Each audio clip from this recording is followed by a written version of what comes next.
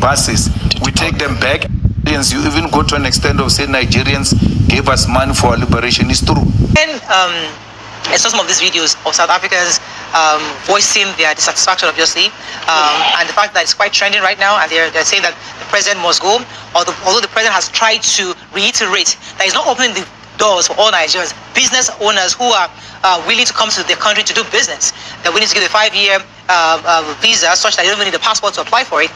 And some have come out to say, what products in Nigeria do we need in South Africa? Others are saying also. So what are your thoughts on this? Because this reminded me, because I always go back to where our relationship started from.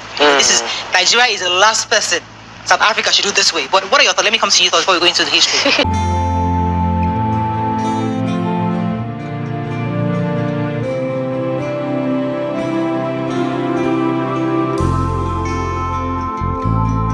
Hey guys, and welcome back to Civic Inspirations. Thank you so much for tuning in to see what we have going on here on the table of Civic Inspirations. And here, straight up into what we have today. So guys, I am definitely gonna allow us watch few of these videos that I have today for us, based off a conversation that was held by one of these Nigerian TV stations, TVC News, their online station, where they usually have topics that they sit down, talk about, analyze, react. Yes, and of course we know that in life everybody's entitled to their opinion, their decisions, their objective, as long as the message at the end of the day is passed across, whether accepted or not accepted.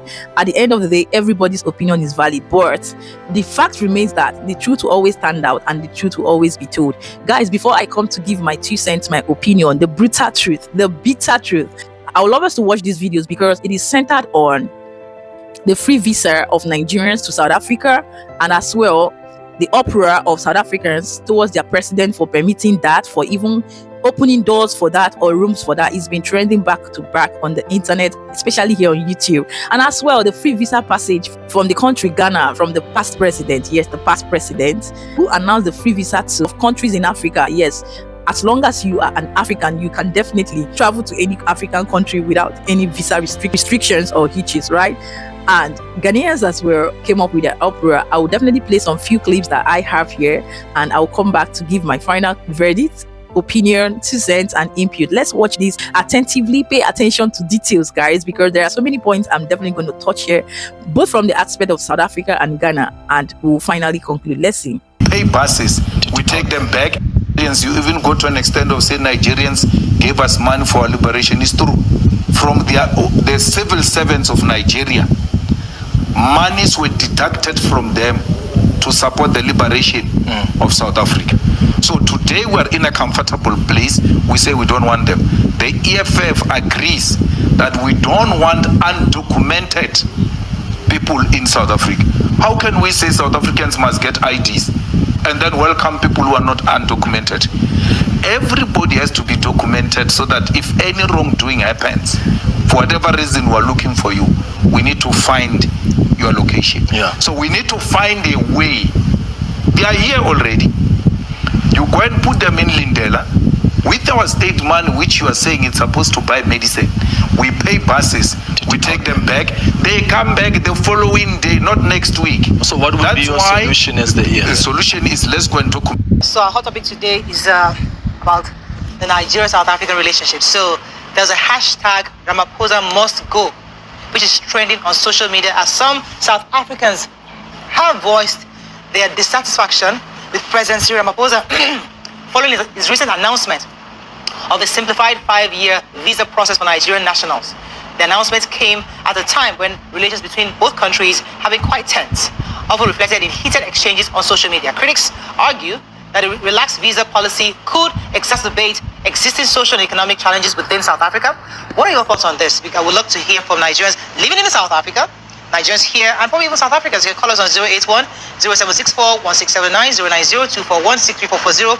You can also send us messages on YouTube and on X. We'll be happy to read your messages. This is quite... When I saw some of these videos of South Africans voicing their dissatisfaction, obviously, and the fact that it's quite trending right now, and they're saying that the president must go, although the president has tried to reiterate that he's not opening the doors for all Nigerians, business owners who are willing to come to the country to do business, that we need to give a 5-year visa such that you don't even need a passport to apply for it. And some have come out to say, what products in Nigeria do we need in South Africa? Others are saying also. So what are your thoughts on this? Because this reminded me, because I always go back to where our relationship started from. This is, Nigeria is the last person South Africa should do this way. But what are your thoughts? Let me come to you thoughts before we go into the history. Is there a way to discuss it without discussing? Yeah, go ahead. Let's go ahead. Let's see. Because when I read the comments, I didn't even watch the video. I've only read the comments of people's response to the president's this decision to ease the process or create a simplified visa process for Nigerians to get into South Africa. My thought was, wow. This is why it is important that we talk about history and we teach history in school. And I remember going to Rwanda and how Rwandese will tell you that what happened will never happen again because the government made it a conscious thing to teach every Rwandan person the history of what happened, what caused it, and how to prevent it.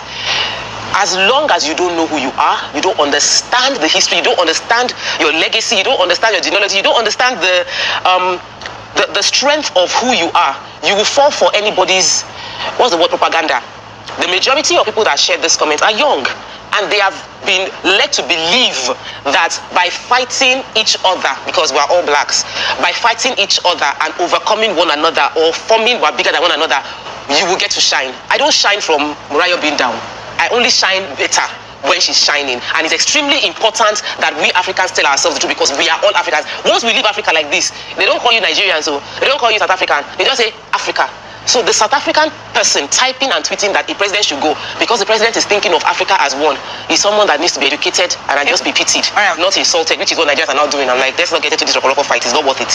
So for me, I just even want to talk about the policy itself and the way, when we first talked about it, when we read it off the newspaper, I remember Nima was a bit hesitant about this new relationship and what they were coming to do, and asking that the Nigerian government be, shine your eyes concerning this. And it's coming from a place where we have seen hate, that has been thrown at Nigerians and Nigeria and all that we represent, specifically by South Africans. And I was hoping that, these policies and these conversations that have started will help foster a better relationship, between these two countries. As we know, we just left the issue of Miss Universe. All the bad blood. What's the word now? The narrative that was, perpetuated during that time. She's Nigerian. Her father is Nigerian. She can never be South African. Because of that, it pushed her to the point that girl had to leave that country and run on, her father's, where she comes from, her father's nationality. And it shows you the deep-seated hatred that exists, in South Africa against Nigerians specifically. I don't see Nigerians, I've never heard of any Nigerian that just hates South Africa. Instead, we call them out for their lack of knowledge, their lack of understanding of who we are, what we represent for their country, what the relationship truly is. And for me, when I even saw the story and how everyone has reacted, I said illiteracy will kill Africa. Illiteracy is our problem in Africa. The lack of education and lack of our awareness of who we are, what our story is what will kill us.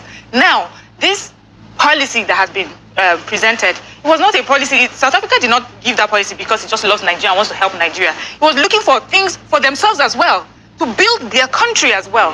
It was opening up the borders to business people, people that will go in legally and do business in South Africa that would improve South African economy. But South Africans, because they don't understand that, and I see that across Africa a lot of times, where we put all these sentiments of Nigerians are coming to come and finish our resources. Nigerians are marrying our women. Do you understand? Those are the level of conversation I'm seeing. Things like they're coming to marry our women. Like really, is this what we're discussing? In 2024. But now, even though there's so much backlash about this, I hope that this means we'll be having conversations and encouraging people and educating Nigerians and South Africans on the necessity of having a strong relationship between the two biggest economic powers in Africa.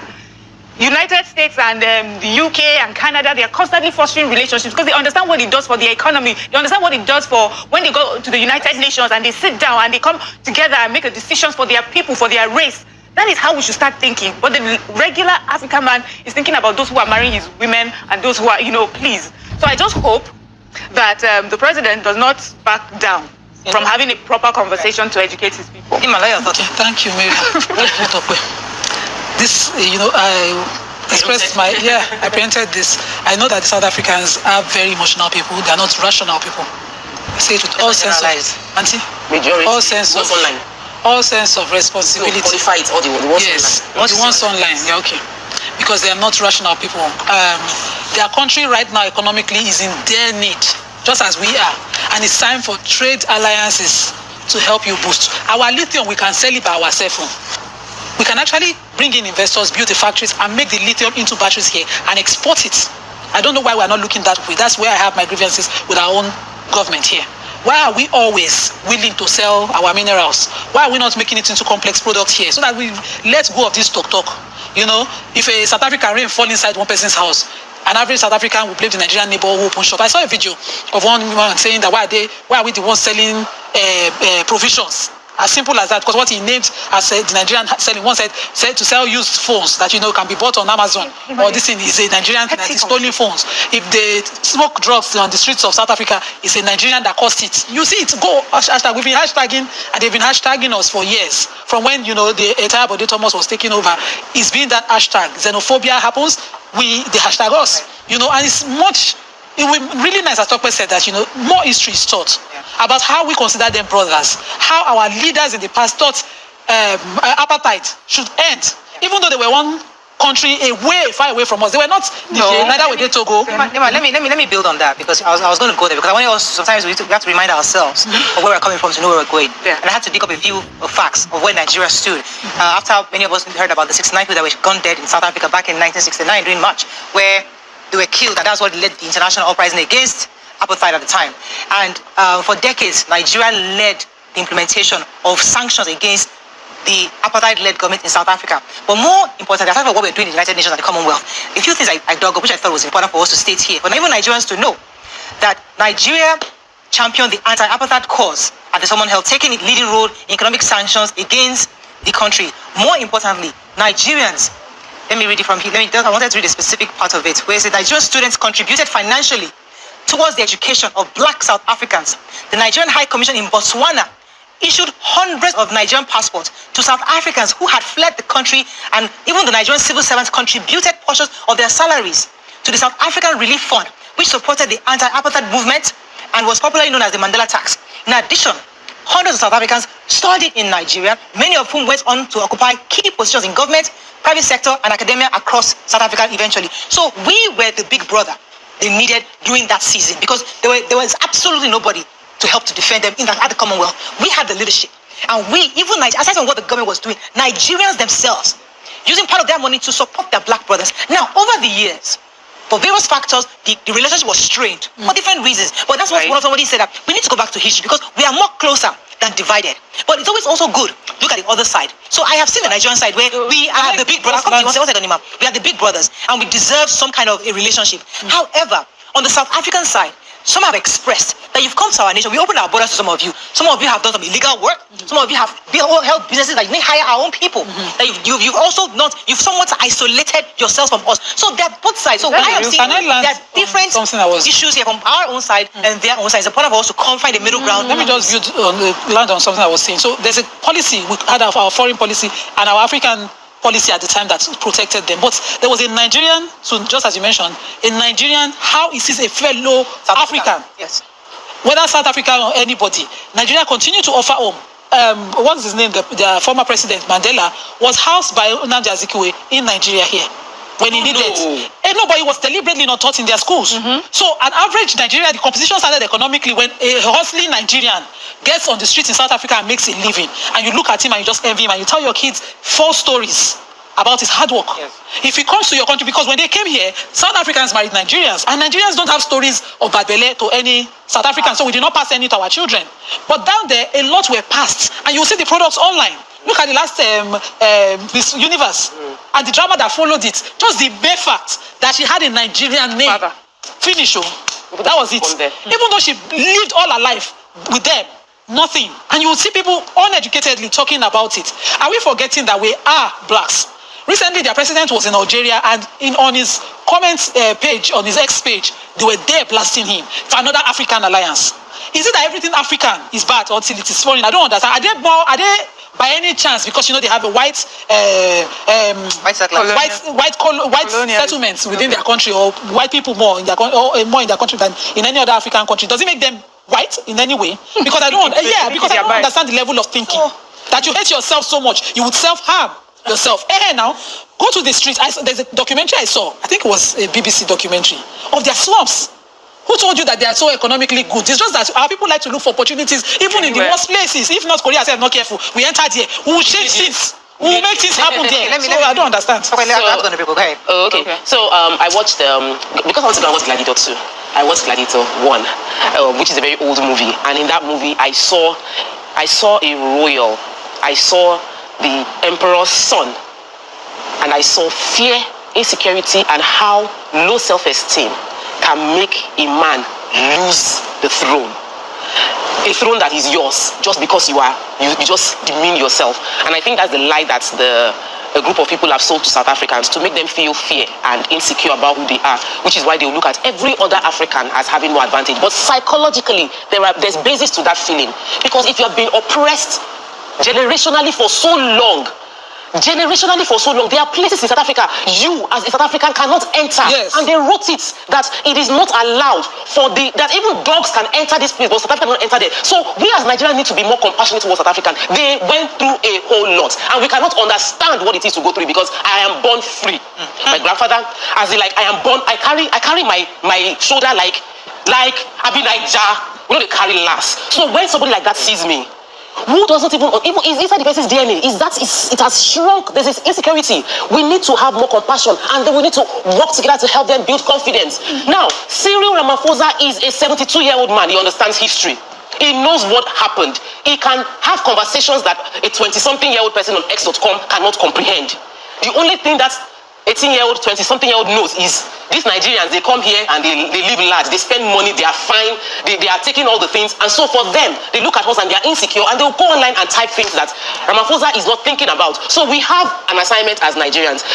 There's something that Michelle Obama said: when they go low, we go high. Which is our assignment. Okay. Don't go online as Nigerians and start insulting South Africa. Okay. You don't need it. Let me pause you. When they go low, you go high. Walter, thanks for calling. I'm so sorry for keeping you. Okay. I have actually argued on that as well.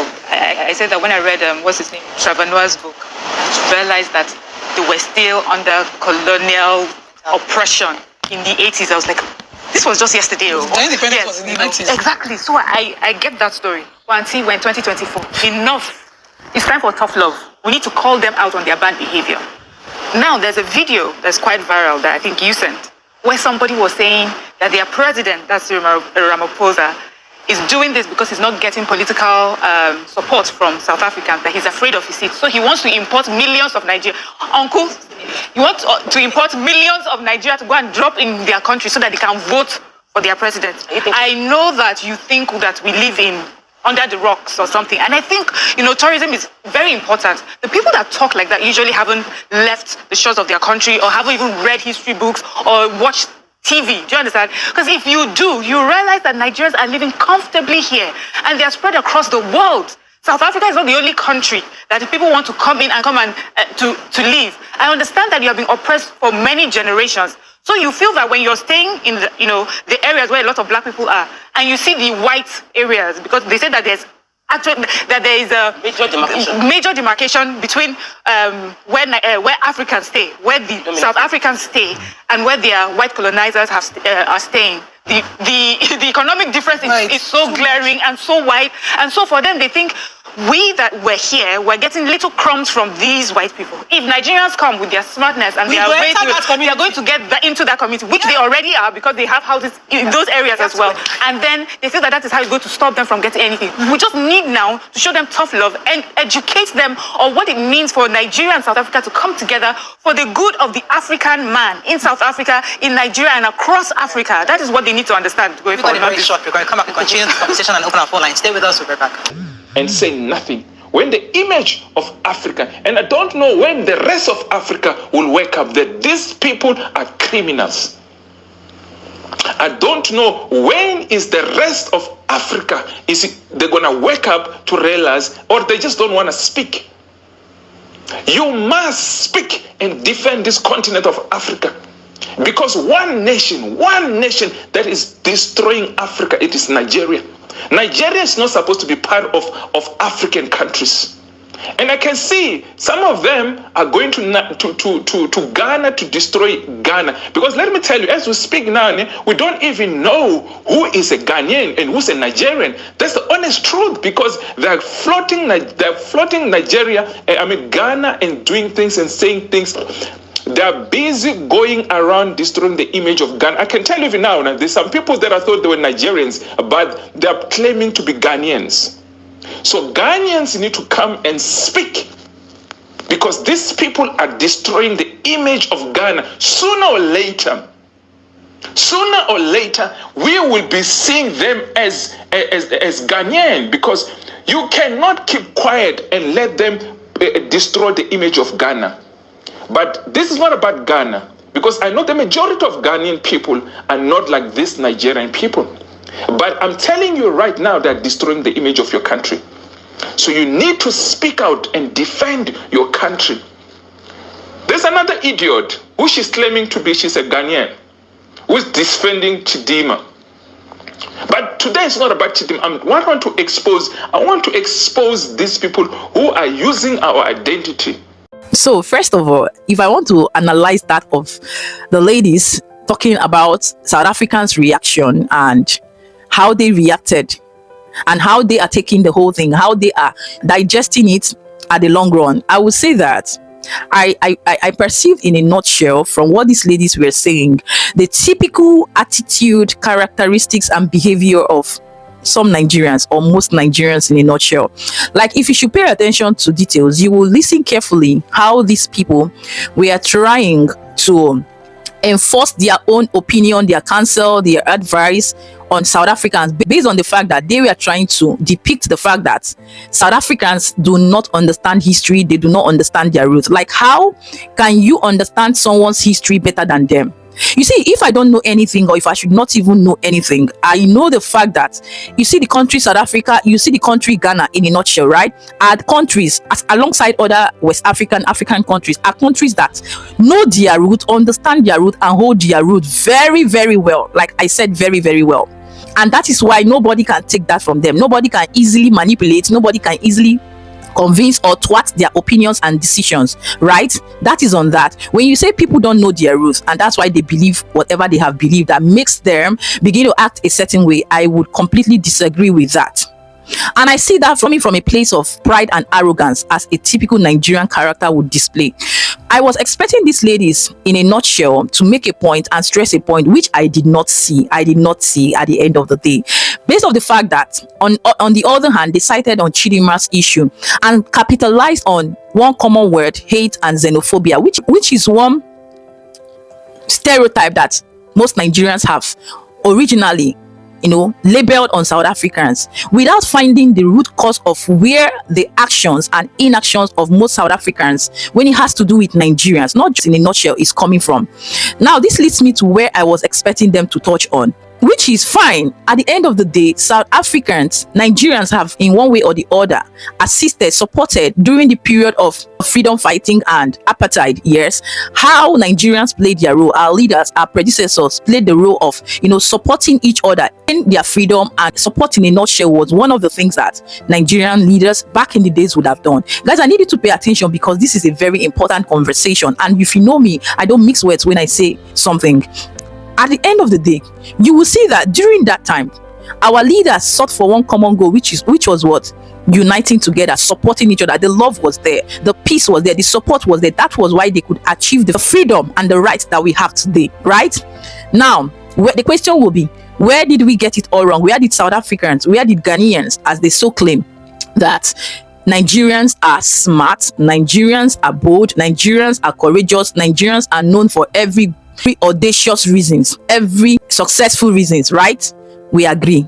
But before then, or before we get to that, where did this whole twist come from? I will always say that the point that most Nigerians fail to understand is that majority of these countries who are raising an eyebrow of the influx of Nigerians into their country, should be noted that they already have a law. They already know their roots. They understand their culture. They understand their boundaries and they want to protect their boundaries. And they are not saying that Nigerians should not come. But the point is, Nigerians should come the right way and well documented. Emphasis on well documented, because that gives them an edge to give account of every citizens that comes into the country. This is not just something that has to do with South Africans and other African countries or West African countries. We already see these things happen in the Western European countries, the British countries, that you cannot go into any of these countries without being properly documented. Even the visa entry alone is so stringent, to the point that so many a time most people are being denied visa. Why? Because they are protecting the same boundary that other African nations like South Africa, Ghana, in a nutshell, that I know are protecting. They are not saying you shouldn't come. Of course, we need each other to sustain, to survive, to grow and develop, right? If Africa must grow and develop, if Africa must unite. What these people are saying in a nutshell and fighting that people are not paying attention to is the root cause of the problem of not just coming into people's country, well documented alone, but abiding to the rules, the regulations, the laws of the country, keeping and maintaining the peace of the country, the laws of the country. Now, like these ladies were saying, that South Africans are not so emotionally intelligent, they have inferiority complex and all whatnot. It's a very demeaning and insulting thing to even project to a country's citizens in a nutshell. It is really, really wrong. It is absolutely wrong, because this is where we get it all wrong as Nigerians. We believe that our courage, our audacity, fine, our smartness, according to them, which they don't even know that smartness is not even a good compliment. Our smartness, our whatever we call it, our resilience should be curtailed. When you hear curtailed, as long as you are in another person's country. Like, guys, listen now. For instance, I welcome you into my house for a period of time. It is expected that you should abide to the laws, you should abide to my own principles, you should abide to everything that governs me living in that house, my existence in that house. And as long as you're doing that, we are cool, we are fine. You respect me, I respect you, right?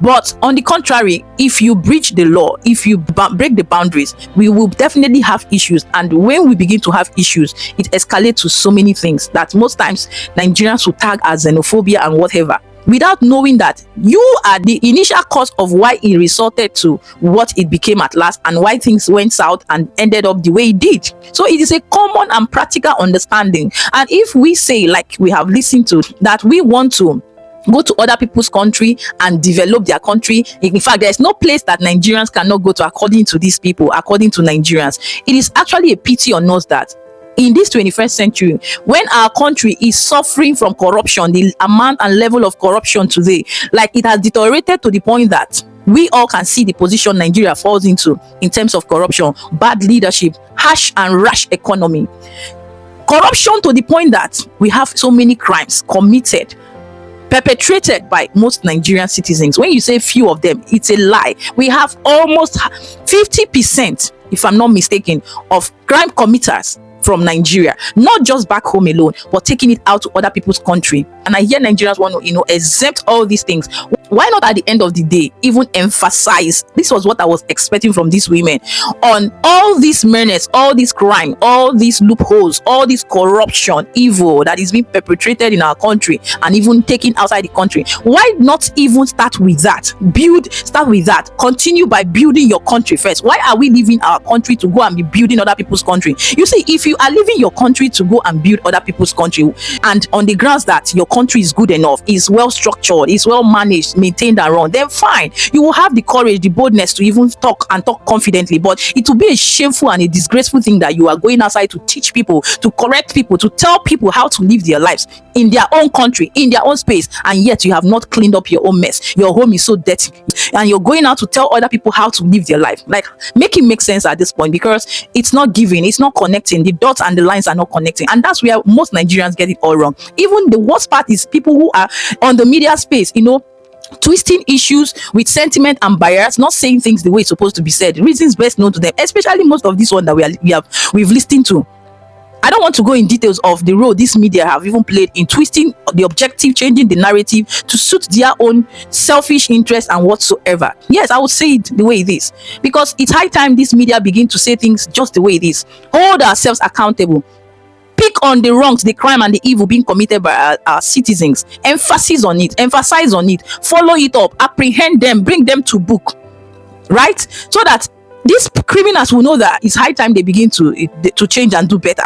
They will not even have any space, any chance at the end of the day to even say they want to go outside and do worse things. But because nobody is talking about it, when you talk, it's always easy for us to blame others for our own problem, be removing the bug in other people's eyes when we have a lot in our eyes. Like, make it make sense, guys. Make it make sense. You go over there in Ghana, they are complaining, you heard it, they're lamenting that they don't want Nigerians. How does it look like?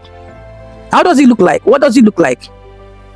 So guys, I think it's high time we begin to look within ourselves, build ourselves first. South Africa, we're talking about, at least in some way or the other, are doing well compared to Nigeria. Ghana is doing well compared to Nigeria, right? When I mean doing well, in terms of what you measure a country's growth and success. So when you talk about better off, this person is better than it. Now it's now personalized based on individual differences. And I know that no individual is better off. Everybody's striving on their own lane, and some people, though, successfully, based on what success is measured, are more successful than the other, which is true.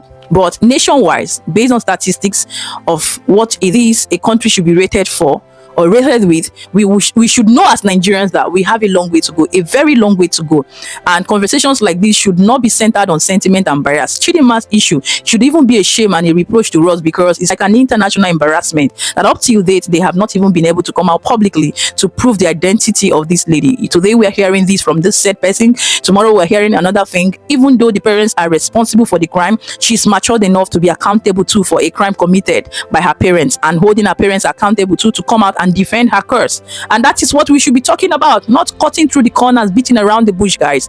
So as a Nigerian speaking, I am sick and tired of all these petty, dirty kind of sentimental and biased opinions and narratives about other nations who do not really want our presence choking them. Not that they say don't come, they give you conditions how you should come. So abide by those rules and regulations, other than trying to be so emotional and blackmail people emotionally. Say emotional blackmail, manipulative, and petty attitude is not something that we should welcome this 2025. If we think we want to do better as a nation, as a country, it's high time we begin to stop all this. Our media should do better. They should say things the way it is. They should look at things the way it is, right? And say it so that we hold ourselves accountable and do better. That's the only way we can have change. And when Nigeria have changed, we begin to see less of the crimes and ill attitude committed by Nigerians.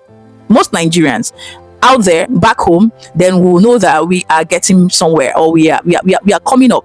But for now, as long as we are still where we are and even deteriorating in most areas and aspect of a country's rating, then we should please go back home and work on our country, build our nation first. Leave other people's country alone. Even if we're going there, go through the right path, well documented, and behave yourself, respect yourself, right? You don't need to pride yourself arrogantly overdoing things that, there's a way you go to somebody's house and you're overdoing things, you're making the person uncomfortable. I don't know if you don't. I don't get it. I don't get it. So ladies and gentlemen, if you let me talk, I will talk and talk and talk. Let's just draw the line here and let me hear your thoughts, your opinion, your input, and your objective at the end of the day in the comment section. Let's have these conversations rolling.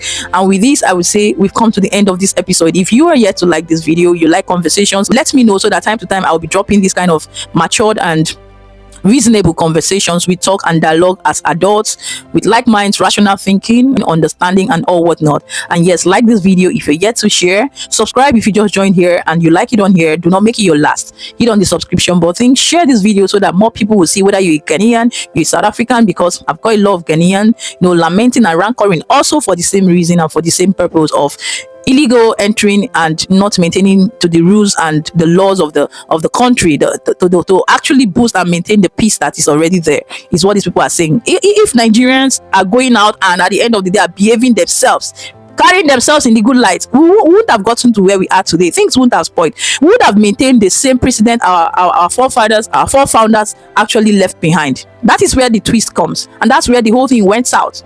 We should correct those mistakes. We should correct those wrongs. And this is my own opinion.